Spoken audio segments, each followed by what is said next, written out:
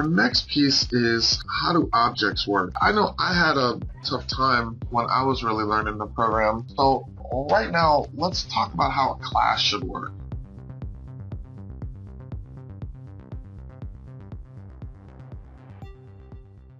A class is going to have some things about it.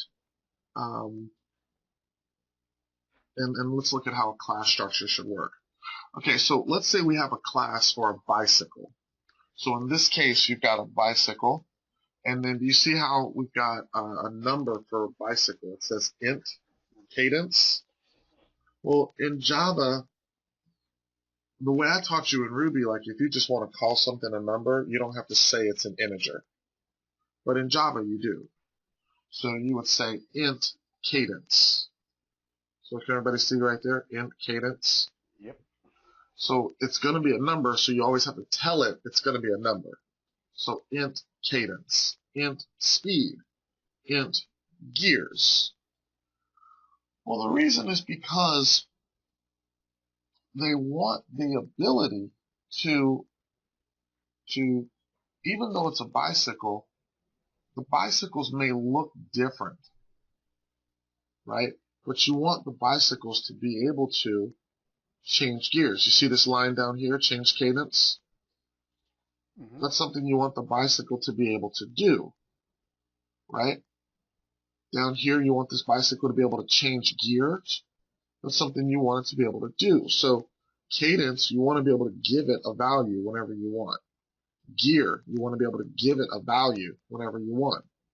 Speed up.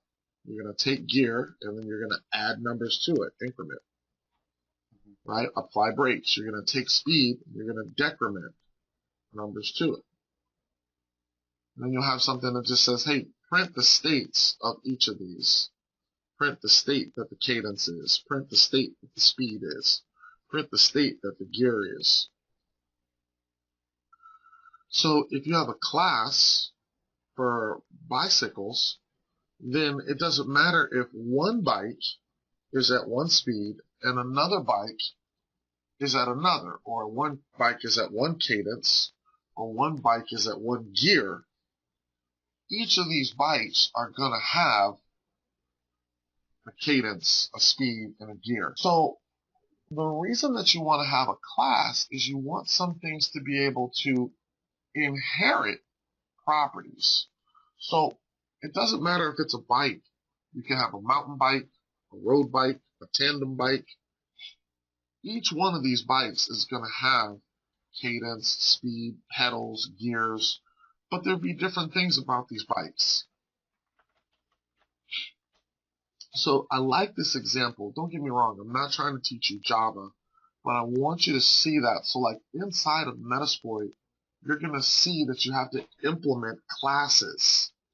So you start to understand, okay, it's just a group of stuff, and some stuff below it is going to have attributes. So let's have us implement a class.